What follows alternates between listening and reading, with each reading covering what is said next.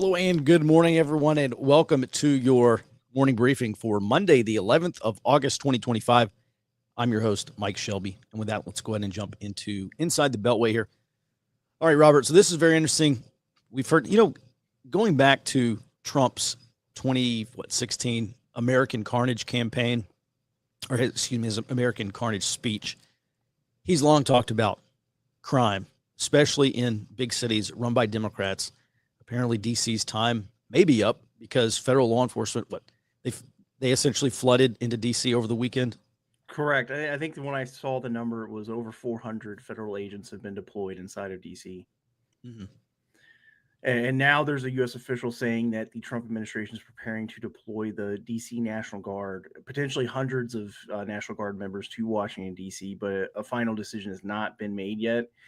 And while the official said potentially hundreds, they also pointed out that the specific number or final number of troops to be deployed and what role they're going to play is still undetermined. Mm-hmm. Robert, I don't want to get conspiratorial here. However, just thinking ahead to 2026 and beyond, I think it's likely we will see protests in D.C. due to this redistricting thing in Texas and Ohio and maybe some other states, especially if it tips the balance of power in the House towards Republicans. And I wonder if maybe this is just step one. The Trump administration says, let's go in, let's try to clear out the criminals from D.C. That way, eventually, we won't have to deal with criminals and rioters. We just deal with rioters. What say you? I think that's a reasonable analysis. The Trump administration, I imagine, is going to want all available resources focused on potential protests. And I did see there are some on the street videos of this ongoing enforcement operation over the weekend, and they seem to be very serious about it. There's been a heavy presence of federal agents, and a former federal prosecutor that I follow a lot of what he writes about the judiciary and politics, said that he thinks there's also U.S. Marshal Services deploying to D.C. as well for this anti-crime operation. Mm-hmm. All right, well, something definitely worth paying attention to. Thanks for that. And let's go ahead and move on. And there were some anti-ICE protesters arrested in New York City over the weekend, Robert. Correct. The New York Police Department said that they arrested 15 anti-ICE protesters outside of a ICE processing facility in New York City. They haven't announced yet what charges those anti-ICE protesters are facing, but this is apparently after multiple waves of protests at this specific facility in New York City. Mm-hmm. Now, were these protesters, or were they like throwing bricks or trying to break through barricades, or what? I know you said they haven't been charged for anything yet, but were they protesting? I'm not sure, but if it looks like any of the other anti-ICE protests, especially like in LA, there probably were some of these anti-ICE demonstrators engaging in those type of direct action activities. Mm-hmm. All right. And then finally, let's go ahead and move to this update from NSA about Volt Typhoon, this Chinese advanced persistent hacking threat. So this actually came out of a conference in late July. And at that conference, senior cybersecurity officials from NSA and FBI said that they have successfully pushed the Volt Typhoon hacking campaign off of U.S. critical infrastructure networks. And they said this basically a campaign of what they called shining a light on this Volt Typhoon hacking forced those China-linked hackers to pull back from U.S. critical infrastructure networks and burn some of the previous methods they've used to gain access to those networks. And I think taking into consideration that major SharePoint hack that this other China link campaign engaged in, what we reported on, I think that there's a chance that this campaign from the NSA and FBI to effectively force China to no longer be able to quietly maintain a presence on U.S. critical infrastructure networks might be linked to them then trying to gain access to those networks again through that other method. Mm-hmm. Well, Robert, you'll just have to color me skeptical. This is great news if it does turn out to be true. Again, I am a little bit skeptical. One thing too, when you look at NSA and really you look at NSA's budget, which I believe most or all of it's classified, so I can't say for sure. But people who do know, say previously, NSA's budget has been something like 90% offensive. So 90% of NSA budget goes towards offensive development, which means you have 10% or less for anything else. And it seems like, NSA is obviously not tasked with network defense. It is an intelligence collection agency primarily. But I do wonder at what point we start to see some maybe counter value targeting, effectively and I'm sure that's going on at some level as well. But basically, just doing to the Chinese exactly what they're doing to us, and maybe we're already doing it to them at the same level, or maybe greater, that they're doing it to us. But what say you? I think right. Well, so Brett Leatherman, he's the FBI cyber director. At the same conference, he told like an anecdote about an FBI operation against Flax Typhoon, which is another one of those China-linked hacking groups. And what he said was that basically the FBI engaged this Flax Typhoon botnet to try to take control of it. There was a back and forth, and then they publicly declared that this group had conducted a distributed denial of service attack on the U.S. government, and that caused them to basically run away.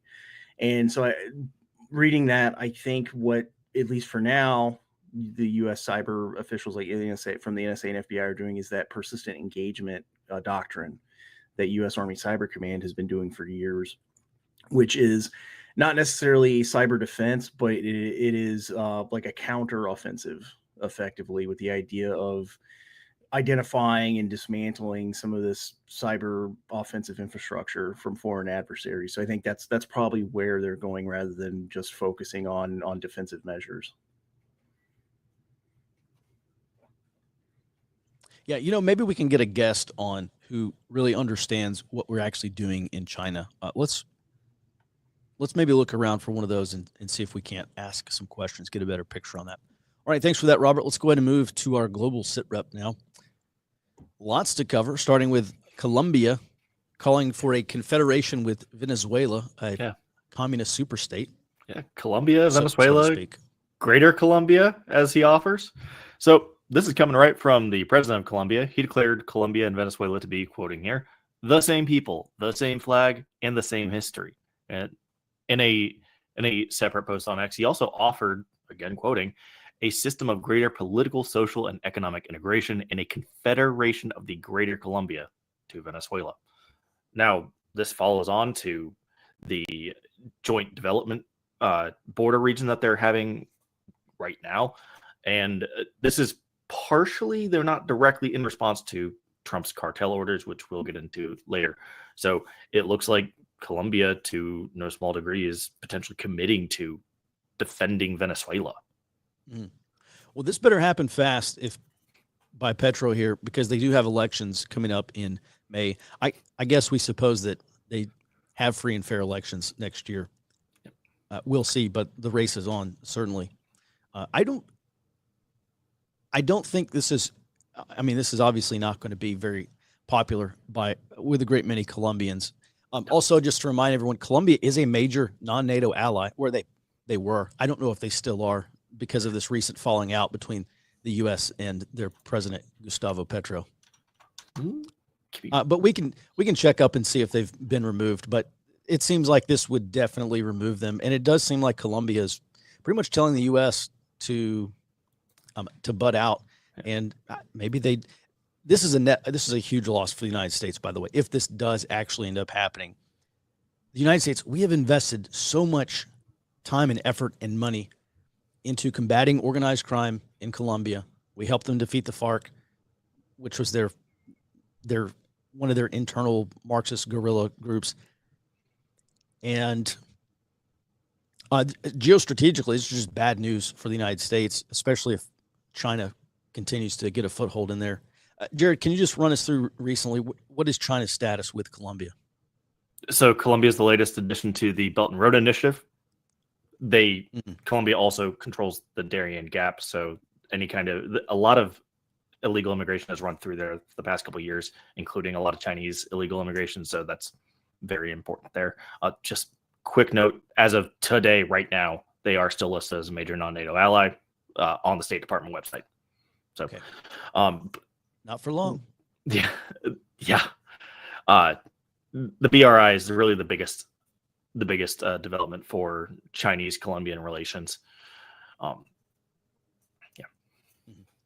All right. With that, let's go ahead and talk about Panama Canal defense with the Marine Corps, this exercise. Yeah, we're just going to the other side of the Darien Gap here. So the USMC, they are running a joint exercise with a whole bunch of Panamanian civil services, the Naval Air Service, the National Police, and the Border Service. And per the Deputy Commissioner of the Panamanian, to the Panamanian National Director of Air Naval Operations, sorry, they get a long title. He says that this training is focused on jungle survival training. So you're talking about really being down in the southern part of Panama there, where you are stopping, border crossings, and addressing national and transnational threats and defending the Panama Canal. Now, we've run exercises with Panama for years, but it's the shift in focus to defend the Panama Canal on every single exercise that makes the news. That no matter what, if the U.S. is down there, we've shifted focus to this is about the canal every single time. So continuing on with it. Mm-hmm. All right, let's go ahead and move on to Britain, and I'll just let you take it away. Sounds good. So the British government added 15 countries to its deport now, appeal later list. Now, this was over the weekend, and they announced that more would be added in the future. Now, among these are Canada, Australia, and India. Per the BBC reading Ministry of Justice numbers, this would only affect 772 foreigners that are currently in prison. So this is largely superficial at the moment. But between the Labour government's call for, yes, we're going to add more, and then Chris Phelps, the shadow Home Secretary, so basically opposition, he's calling on the current government to do more, saying that this problem is not going to go away if you keep rolling out the red carpet for migrants. So there is a not quite unified push to actually continue clamping down on immigration. And like I said, this does seem superficial, but this is part of a broader trend that we're seeing across Europe, where they are pushing back against immigration as a whole. And a couple of weeks ago, we had somebody mention, hey, if Europeans die in a war with Russia, is it just going to be all the people that are left over to take over Europe? And technically, yes. But if I was taking a look at, well, how do you prepare for war? A, you need national unity. And B, you do have to address the issue of who is left over if you have a non-compliant immigration population. Maybe get rid of them so that you don't have that issue right following on to there's war. Too many. Yeah, there's too many to get rid of. Somehow, I don't see Mohammed and Ahmed enlisting in the British Army to go fight the Russians, frankly. So, really, really bad future over there. Jared, last word, we'll move on. No, I just do think that this may be a preparation for war to address that issue. That's all. I'm not saying it's making a lot of progress, but if I was going to do it, that would be one of the things I'd have to address. Too many of them. All right, let's go ahead and move on here to Egypt. Okay. So Egypt's foreign minister said at a press conference with his Turkish counterpart that Israel's plan to displace Palestinians from Gaza is, quoting, a red line for us, for Jordan, and for the countries of the region, and we will not allow it to be implemented. Now, this is not the first time Egypt has said this, but the last time that Egypt said this, Israel had not stated that they intended to do this. They had not started actions to carry this out. And every player that we've mentioned here, Egypt, Jordan, Turkey, Israel, they're either a major non-NATO ally or a NATO ally. So we're looking at a potential wider war and the U.S. kind of being caught between multiple statuses of alliance with all of these nations. Mm-hmm. All right, then moving on to China. All right. So Chinese authorities detained Lu Jianchao. He's the head of the International Department of the Communist Party. And this was for questioning. It was all earlier this month, and he hasn't been seen since. Now, the sources that reported this, they obviously stayed anonymous because you don't put your name to this kind of stuff if you're talking about the Chinese government.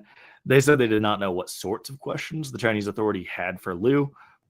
That said, Liu's department oversaw the Chinese Communist Party's relations with foreign political parties.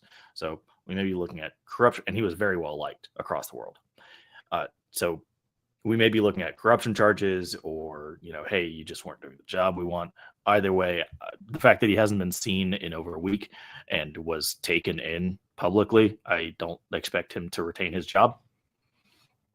And this could signal a shift in Chinese foreign policy for relations between political parties as well. And moving right across the strait to Taiwan, you can't really see them highlighted on the map there, but they are there. So two big things. First off, Taiwan announced earlier this month that they're considering restarting the Menshan nuclear power plant, which we covered earlier this year. They shut down, making them 0% nuclear power. But later this month, they'll put it to a referendum to restart. And as of last Friday, they released a survey finding that 66% of all respondents somewhat or even strongly agreed with restarting that nuclear power plant. And just to really make something known here, they almost 40% were in the strongly agreed category. So very, very popular motion. And this is Taiwan really shifting toward a wartime mindset. Hey, we need to outlast a potential blockade here. So we need nuclear power. You don't want to be dependent on LNG imports exclusively. You have to be able to produce these. So I do expect actually a wider push to get more nuclear power plants back online. And then staying in Taiwan on the other half of preparations for this, we covered them having a domestically produced unmanned surface vessel that they said will enter mass production. And they had one ready for sea trials earlier this year. They're getting ready to integrate it into their Navy. So, and that's going to include a live fire test with drone swarms coming out of it. This, considering that that's under a year turnaround from, hey, we want it to we're testing it to we're integrating it, that's actually an incredible turnaround for development. And there's not really a lot of, when you're talking about something in close like that, that's really, really hard to defend against for anybody, especially the Chinese Navy. Mm-hmm. So these unmanned, subsurface drones? No, these are unmanned surface vessels. So they're like small boats carrying canisters. I don't know if they're canisters, but at least they have ways to launch unmanned aerial vehicles that will act as, kamikaze drones heading into ships. Now, those won't kill the ship, but you can get a mission kill, which allows you to use better weapons to actually strike the ship and kill it. Mm-hmm. Yeah, or like hit the air defense system or something like that, radar. Yeah. Maybe something. Yeah, that when I say mission kill, that's what I'm talking about. Do we shut down the radars? It can't defend itself. Then you move in for a much bigger attack. Mm-hmm. All right. Yeah, and then again, the strategy here, Jared, is to overwhelm these ships' anti-defense systems, like missiles, with more drones than they can shoot missiles at the same time, right? Absolutely. And for these things that are so small, they're going to be hard to target anyway. I'm not sure if you can even truly shoot them all down. Mm-hmm. Okay. Well, it certainly changes naval warfare. Yeah.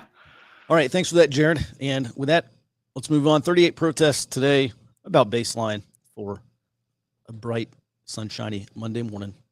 Let's move on here and talk about something that I found very interesting. Over the weekend, I was catching up on reading about the Serbian color revolution against Slobodan Milosevic back in 2000. Just to set this up, he won election in 1990. Began consolidating power, and then he attempted to fraudulently steal an election in 2000. And a lot of things were happening during this period, but the most interesting story begins in 1998. There were some university students who formed this resistance movement called Otpor, and they aimed their movement at removing Milosevic from power. There was a number of U.S.-funded non-governmental organizations, NGOs like National Endowment for Democracy, the International Republican Institute, among others, the usual figures here. And they began providing training in nonviolent resistance tactics to these Otpor resistance movement activists. And that movement began spreading and establishing resistance cells all throughout Serbia. Most interestingly, they established these cells and they became quite popular in the more rural areas where Milosevic traditionally had most of his support. So while reading a couple of things on this, what struck me most was the movement's decision to focus on eroding the 6 pillars that propped up the Milosevic regime. And if that keyword 6 pillars sounds familiar to you, maybe it's because I was talking about them last week, detailing the U.S.-based indivisible movement strategy, shown on the screen here, to force President Trump and the administration from office. And as you can see, there's 6 pillars here. I'll go through them: business, labor, faith, education, civil service, and military and police. Now, this Otpor movement in Serbia built over a period of 2 years. But once their national resistance movement was actually launched in earnest, they were able to force Milosevic from power in less than a year. This is something I've previously talked about. The advantages of something like a color revolution or popular revolution versus an armed conflict like insurgencies. Historically, insurgencies last on average about 10 years. Once a color revolution gets kicked off in earnest, like once they hit the green light, punch the red button, they're over typically within weeks to months. In this case in Serbia, they used protests, worker strikes, highway blockades, propaganda. They shut down these coal miners went on strike, and they provided coal to a coal-fired power plant, which produced about 50% of the electricity that was used in Serbia. So they're brownouts. And of course, the government responded. They started shutting down power to areas that had lots of resistance, and they were doing all sorts of things to combat this color revolution. But one reason why these popular revolutions are chosen is because they can be extremely difficult to fight. At any rate, so this Otpor movement continues on, and it spreads across the country. They finally are able to force Milosevic into exceeding this lost election in the fall of 2000. Now, to be fair, NATO did spend about 78 days in 1999 bombing Serbian military assets, but the political takedown of Milosevic was conducted internally. And I bring this up because something that Robert pointed out last month, and we've been talking about continually. There are a lot of former State Department employees and these NGOs who have had their funding cut, and they're openly admitting, yes, we are now turning our attention to the United States. Things that we used to do abroad will now start happening in the United States. So it should come as no surprise that this country's largest protest organization movement or protest organizing movement is using these types of color revolution strategies. And this slide, Regime's Pillars of Support, that's taken directly from one of their training videos. And this is what they're very publicly acknowledging that this is their strategy.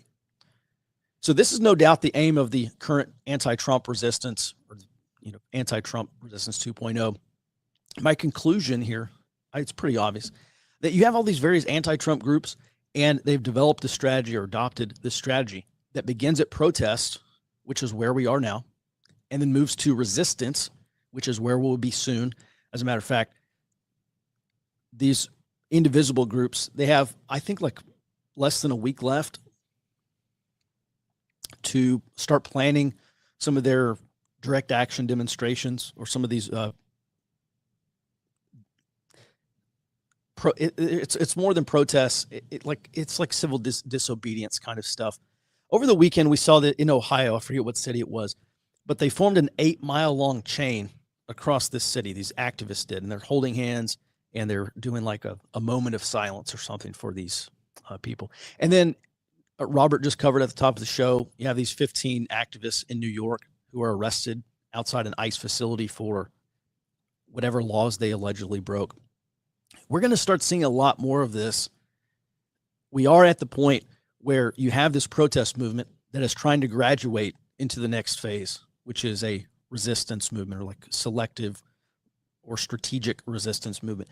We're going to start seeing a lot more of this stuff. It's going to become a lot more commonplace. And then whether or not we get to a revolution, I don't know. There's maybe 2 or 3 different scenarios that I think would probably trigger that. But the most important thing is, once you have a protest movement that graduates from sustained but toothless protest into direct action or selective resistance, something with a little more bite, if they can sustain that and continue to build it, and continue to work towards mass resistance, it's going to make moving to a revolutionary movement much, much easier. And that is by far the most important thing that I see happening in the United States today as it pertains to this anti-Trump resistance. Now, I've never taken Trump seriously when he said that he's going to run for a third presidential term. He's joked about it in the past. I do think he's joking to get a reaction out of opposition, probably because it humors him. I think it also probably goads Trump supporters a little bit too. But I can understand people, if you think that Trump is serious about running for a third term, I can see why you understand that. To be fair, Trump did just say last week that he, quote unquote, probably won't run for a third term. But if Trump somehow does end up working towards a third term, he's just not going to be successful. He is not going to succeed in that. And I'm pretty confident about that, obviously. I think Trump understands this. When Steve Bannon says stuff like this, oh, Trump's going to get in for a third. Guys, there's about a 0% chance that's going to happen. But if he does start working towards, if Trump does work towards a third term, then we will absolutely see this anti-Trump resistance movement push into this third phase of revolution. That is a sure trigger for this third and final phase. But there are two other scenarios that I think risk sending this resistance movement into a revolution movement. I remain very concerned about what's happening here in Texas and other states with this mid-decade redistricting plan, or these plans that are being rolled out. If Republicans are able to hang on to a House majority in the 26 midterms due to states like Texas and Ohio, maybe some other states, handing Democrat seats to Republicans through this redistricting process, then we are going to see this active nonviolent resistance movement target the legitimacy of Congress and the Trump administration. We can look at least a dozen, maybe 20 successful and attempted color revolutions. And sustained large-scale protest is the bedrock in every single case. At the top of the briefing, Robert mentioned that President Trump is now surging federal law enforcement into D.C. because D.C. police have not been able to quell the crime. And again, I don't want to get real conspiratorial about this. However, a case could be made that this is the Trump administration trying to tamp down on crime, not only to make D.C. a nice city, because of course you want your capital to be a nice city, but also maybe to start building the infrastructure or the human infrastructure that if there are riots or if there are sustained large-scale protests in D.C., the administration doesn't have to worry about criminals and the rioters. They just can deal with the rioters. And again, this is maybe a little bit of conspiratorial, but it's just, kind of like second order effect thinking here. If this does happen, if Republicans do hang on to the House due to redistricting, then I think we probably will come close to something of the scale and intensity of the summer of 2020. It's not going to be BLM riots, but in terms of, I think, turnout and intensity, I think it could rival that because this is just an area. I mean, we're talking about control of the country here, and the other side is not going to just sit there and allow this to happen. So that's the first scenario. The second scenario involves the 2028 presidential election. If this race is close or if it's contested and a Trump successor does win, there's obviously a higher chance that we see this resistance movement progress into a revolutionary movement. As always, how the candidate wins is the key factor here. If there is an outright popular vote and electoral college victory, that's going to boost the legitimacy for that incoming president-elect, just like it did for President Trump in 2024, and that decreases the likelihood. But if there is a close presidential election that's decided by a single red state, maybe we see some of these split states, like what Nebraska's one, there's one like Maine, I don't know. If we do see some of these, if we do see more electoral college points go to this Republican candidate as a result of redistricting, then I think that increases the likelihood. Or if there's an election that's decided by a conservative majority Supreme Court, it is likely to send these groups into a revolutionary movement, or at least an attempted revolutionary movement. I think they're going to give it the old college try, frankly. So I'm going to have much more on this strategy and really breaking down the tactics of what you can expect in your state or at your local level. I'll provide a timeline where I think where we're headed and when it's going to happen, and then, of course, my overall outlook. Coming up on this Thursday's Color Revolution briefing, I'm going to start doing one of these every month because we're starting to see these little pieces of information start to trickle out, and these puzzle pieces that are giving me a much better picture of what the midterms are probably going to look like in terms of protests and resistance. And then, of course, heading into 2028 will be absolutely critical. I'm going to start doing these each month. This Thursday, 2 p.m. Central Time, it's going to be live. It will also be recorded. We'll also get the audio podcast version up. This is going to be a monthly members-only briefing. If you'd like to see what I have to say, start a free 7-day trial. You can check it out. If you don't like it, you can bounce. Most people stay. Head over to forwardobserver.com and sign up. Join our mission, help support our mission, and then most importantly, get access to this intelligence. No one else, I don't want to announce too early, but we're going to start posting some of our stuff to Zero Hedge, and they're allowing us, they reached out, wanted us to be a contributor, which is fantastic because this means we're going to get our message out to a lot more people. This is so important to understand. One of the things that the guy from Zero Hedge said is no one's covering this in the depth and the way that you are. And that's why they wanted us to cross-post some of our stuff over there. So with that, forwardobserver.com, we'd appreciate your support. And let's go ahead and move on here to the next item, which is President Trump is authorizing military force against cartels. Robert, what's the latest? So this is another one of those officials speaking on background, and they're saying that President Trump has secretly directed the Department of Defense to start planning for possible military operations both at sea and on foreign soil against Latin American cartels, specifically the ones that the Trump administration has designated as foreign terrorist organizations.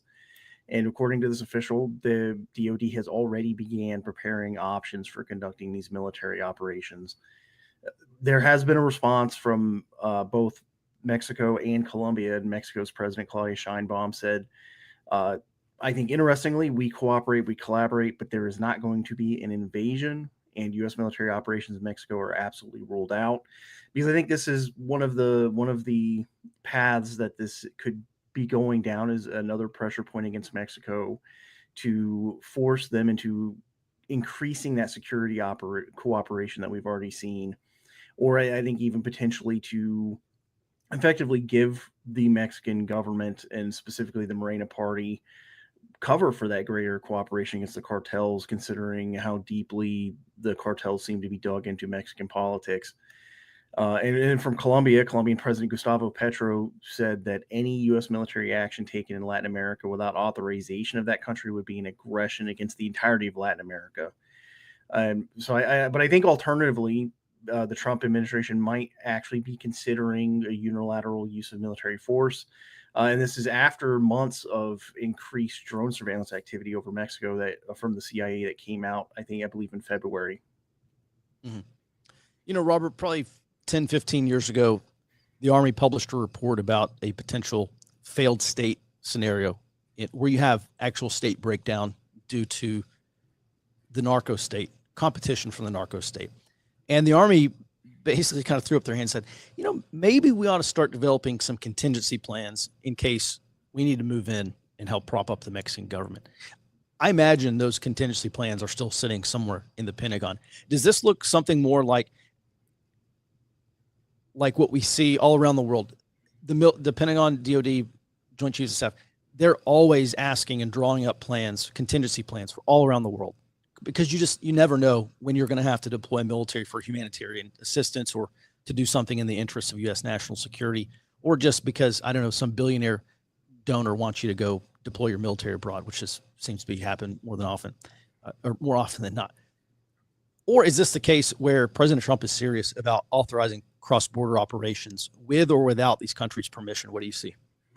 I think I lean towards more that this is a serious consideration by the Trump administration to do those cross-border operations, specifically because of that foreign terrorist organization designation. Because the DoD could have contingency plans for, like you said, like a failed state scenario, due to the cartels and the narco state without that FTO designation. But I think the Trump administration is, at the very least, preparing the ground, for lack of a better way to describe it, for unilateral military force. Mm-hmm. All right. Well, Robert, do please keep an eye on this. This is a very significant development, especially with Colombia pivoting towards Venezuela and China, away from the United States. We'll see how long that lasts. All right. With that, thanks for that, Robert. And we'll move on here to Gerrymander Watch. Please run us through the roll up here and give us the latest on what's happening in Texas and some of these other states. So Texas Attorney General Ken Paxton filed a lawsuit on Friday in the Supreme Court of Texas, and he wants to vacate the seats of at least 13 Texas Democrats that remain outside of Texas.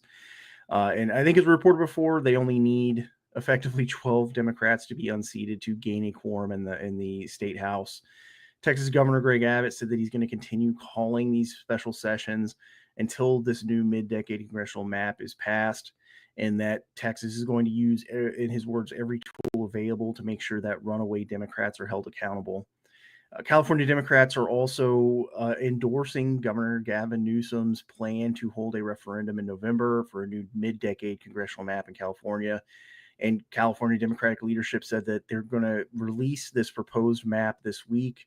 And this is ahead of the California legislature returning to its current session on the 18th of August. They do only have until 22 August to get the new map passed in time for that referendum.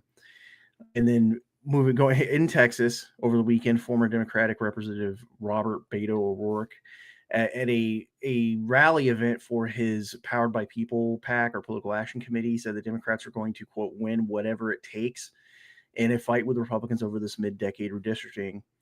And this was after a Texas judge blocked his Political Action Committee from raising funds to pay for Texas Democrats out-of-state travel.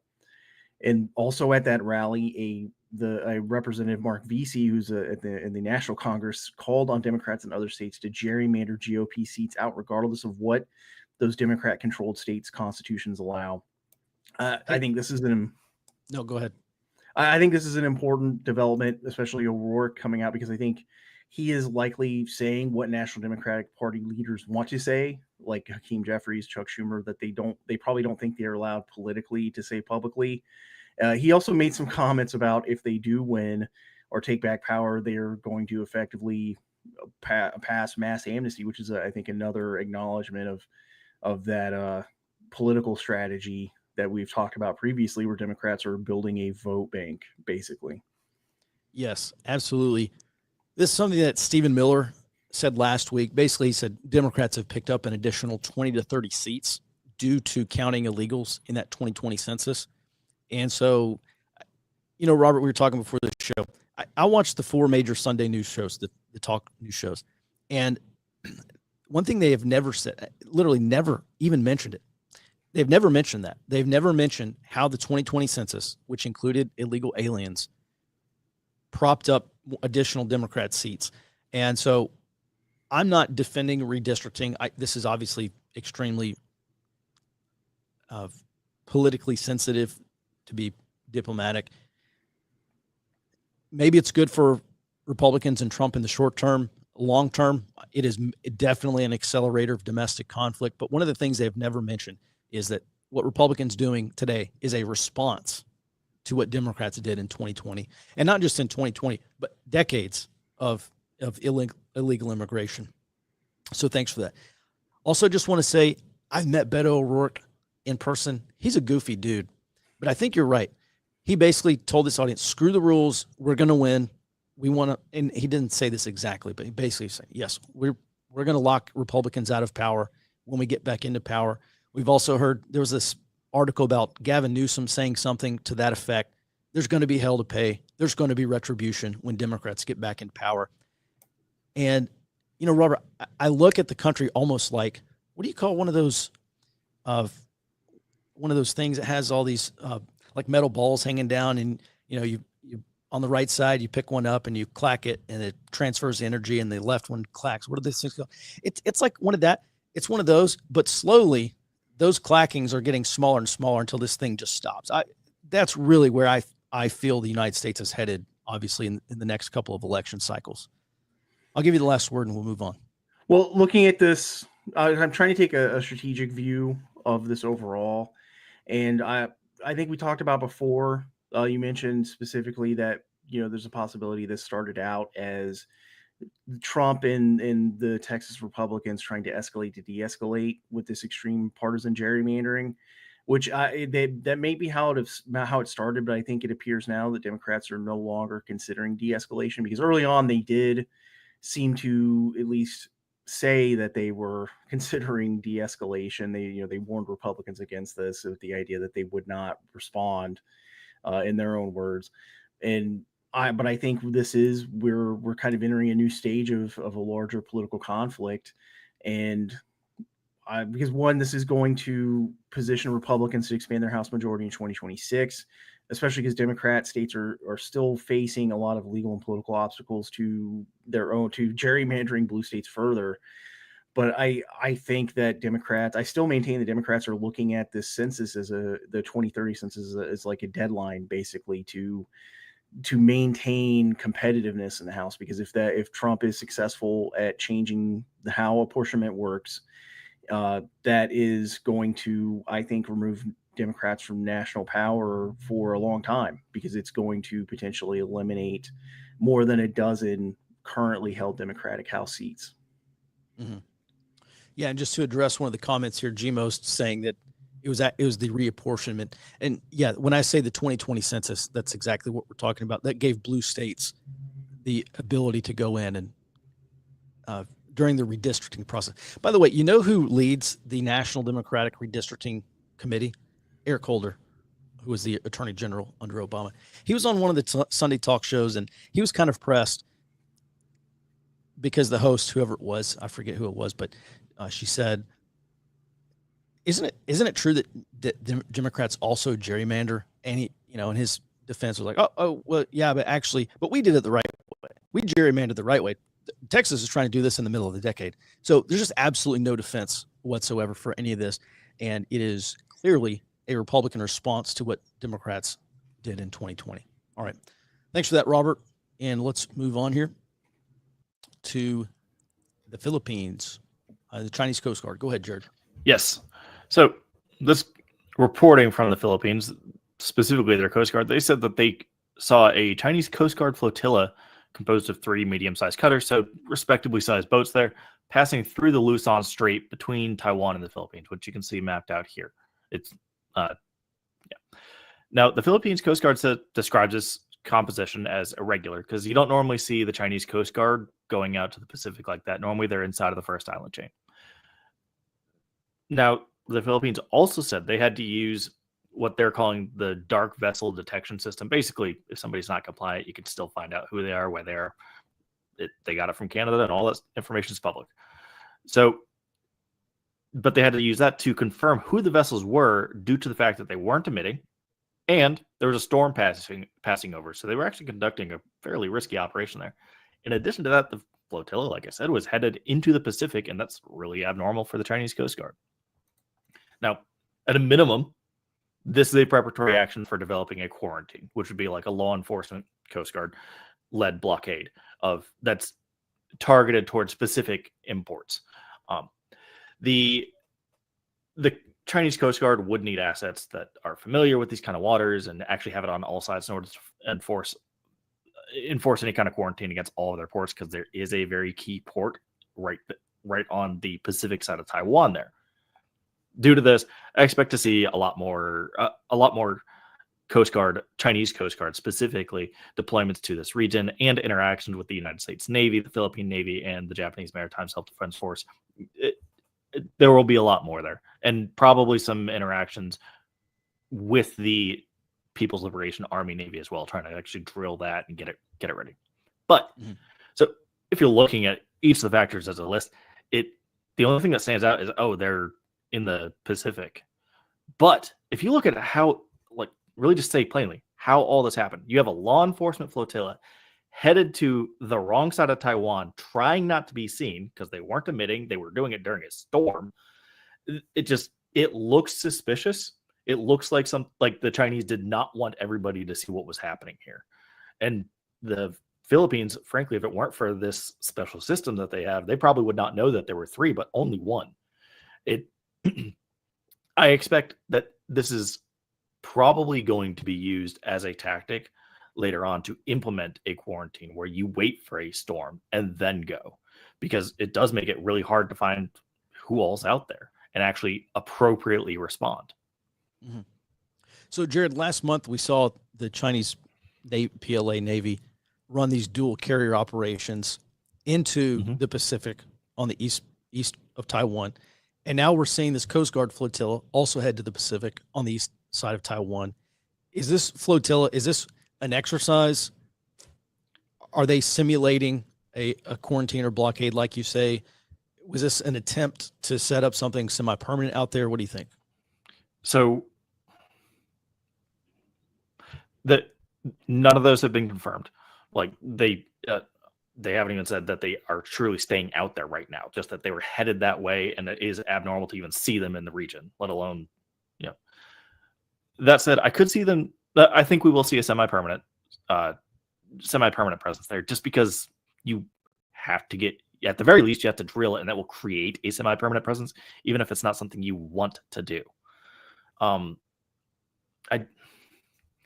don't think they're going to be there constantly, but I think they will be there frequently, and they will have to drill with the Chinese carrier strike groups in order to actually understand their mission in the larger goal, or in the larger operation, rather. Mm-hmm.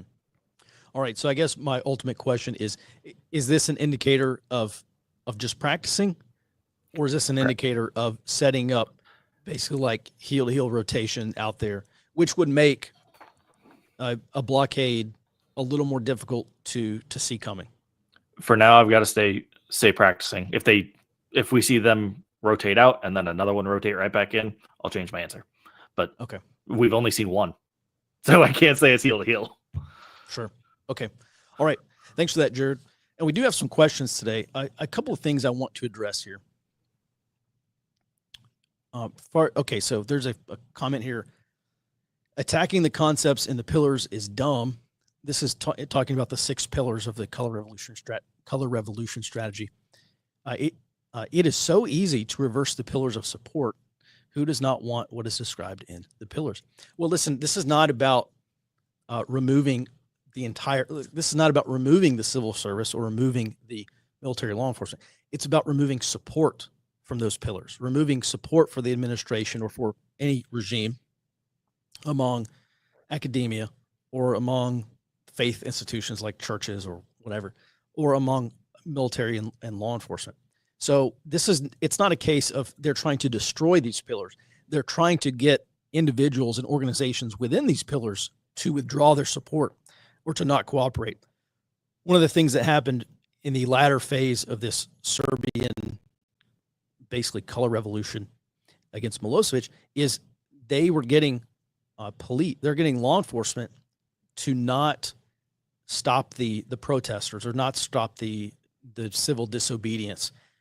In one case in Belgrade, there was a special law enforcement unit that was deployed by Milosevic to essentially quell the unrest, to quell this protest.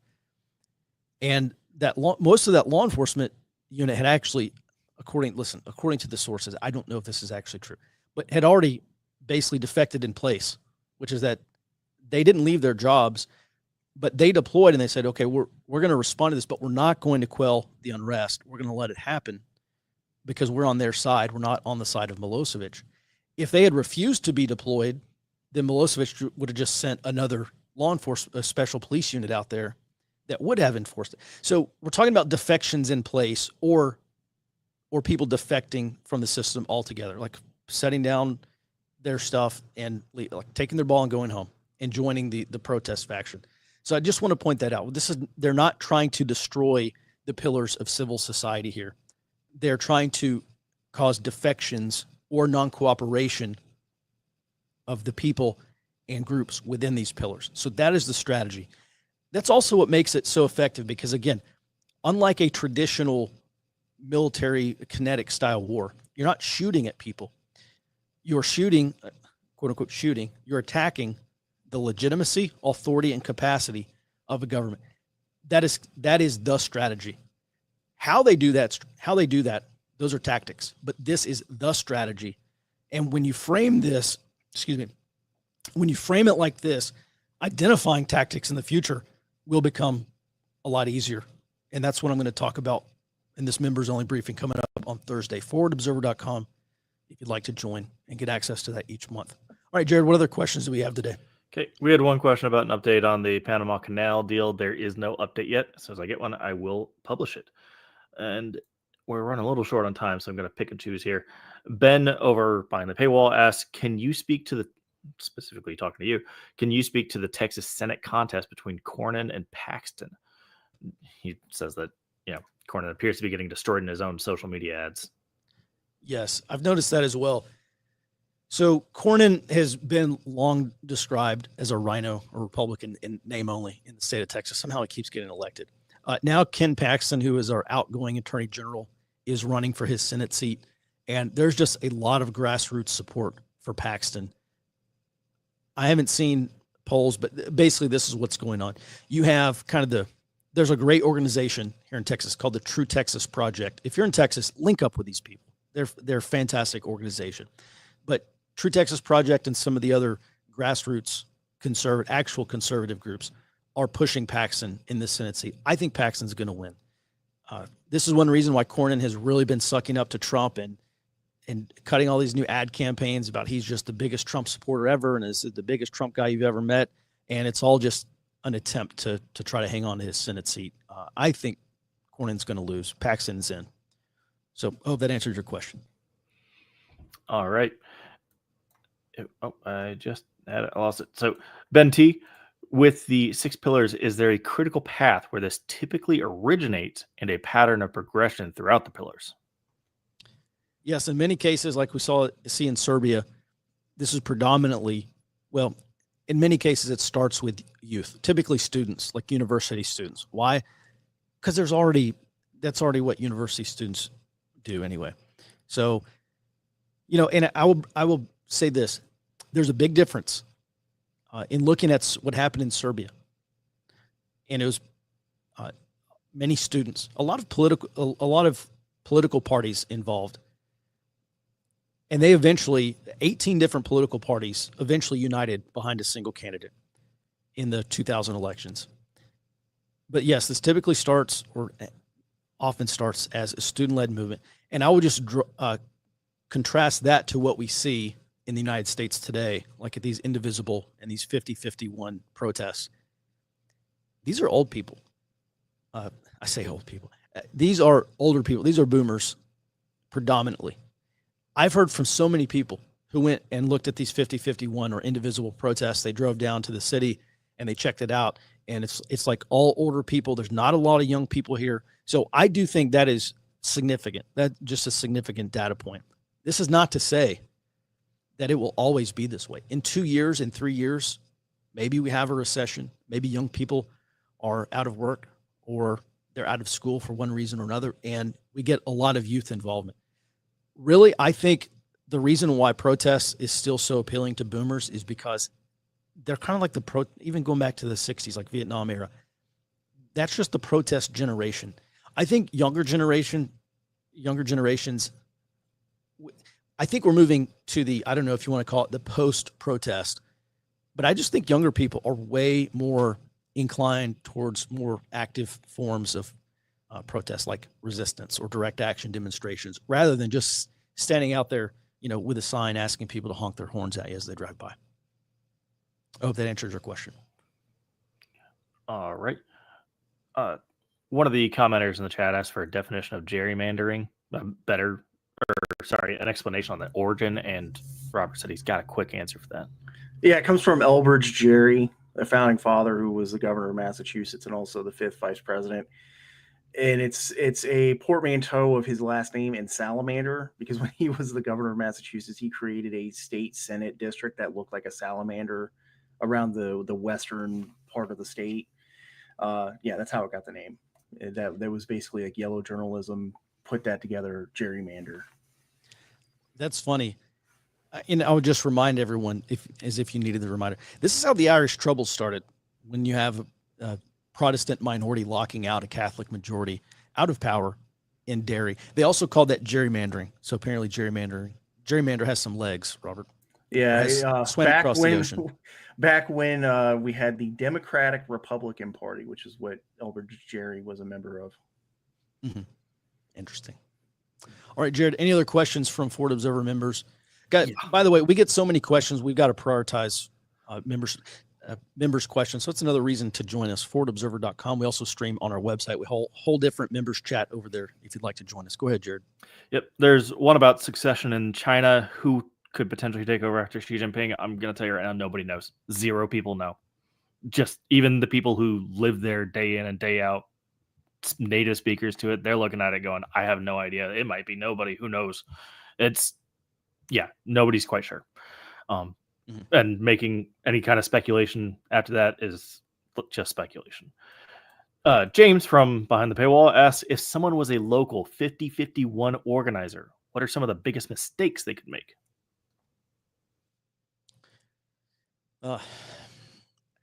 Allowing violence at your rally, it has to be number one. One of the things that happened in Serbia, I think it was a bombing. There was some kind of attack. I'm pretty sure it was a bombing, and the Serbian government, Milosevic, blamed that on the rioters and protesters and used that as a reason, or not rioters and protesters. They blamed that on the protest movement, which may have included some violence, sure. But they used that as a reason to crack down. They eventually Milosevic outlawed the Otpor resistance movement and said, oh, it's a terrorist organization. And they used that to crack down. So I think if you're 50-51 and you're indivisible, you've got to have nonviolence. You have to be the attacker, or excuse me, you have to be the defender. You have to draw an attack. So I think another just strategic mistake by these organizers are not pushing these local protest groups into civil disobedience or direct action demonstrations. They have to be attacked. They've got to be attacked by law enforcement. Law enforcement has to be seen as the attacker. These protest groups have to be seen as the defender. That is where they draw their moral authority from, because they say, look, we're just out here, we're being peaceful and we're being attacked. And this reinforces this whole narrative that they're opposing a dictatorial regime. So I think one major mistake by law enforcement or the Trump administration is to be too heavy-handed and be seen as the aggressor. If the protest groups are not drawing and disproportionate response from law enforcement, if they're not being pepper sprayed, or they're not being arrested for peaceful protest, I think they're making a mistake. This is something they have to do. This is pretty crucial to this whole strategy here. Jared, any other questions? Yep. Last one from Behind the Paywall. This is actually going to partially affect Robert too. So coming from Bad Wabbit, in the domestic situation, is there any way to track where the Chinese have taken over the illegal drug trade in various states or counties? I don't think there's like a centralized database. What I've seen is local law enforcement basically reporting and it making it to the media that specifically for Chinese TCOs, it's the Northeast basically. But I think we did cover a couple of years ago when it broke that they are basically nationwide, because now the Chinese TCOs are the money laundering front for most of the other cartels in America. I've also told that story several years ago. I went up to Oklahoma for a private class I gave, and I sat with some Oklahoma state troopers and other local law enforcement, and they just said, do not let any other states legalize marijuana. It's going to be sold by these politicians. Oh, we're going to raise so much money. We're going to be able to tax it. And we're so much hundreds of millions of dollars pouring into the schools that they said it is not worth it, because what they've had in Oklahoma are Chinese mafia coming in, buying up all these marijuana farms and grow houses. And they've hired the Aryan Brotherhood to come in and protect, or at least as of several years ago, they did this. So now you not only have the Chinese mafia, you've got Aryan Brotherhood now, or at that point, coming into Oklahoma, and then you've got drugs and you've got crime and prostitution and all these other issues, and they just said it's not been worth it. So just another anecdote, Robert, for you, which is, if they're doing this in Oklahoma, I imagine they've done this in California and some of the other states that have decriminalized or whatever they've done with marijuana. All right, Jared, last question. Anything else from Florida Observer members? Nope, that's all from behind the paywall. All right, fantastic. Well, listen, we're over an hour, so we appreciate your support. Thanks for watching, as always. If you're new around here, we do this every morning, Monday through Friday, 08 Central Time. We appreciate your support. Start your free 7-day trial at FloridaObserver.com. And with that, we will be back in your inbox tomorrow morning, back on this show starting at 08 Central Time. Until then, be well and stay out front.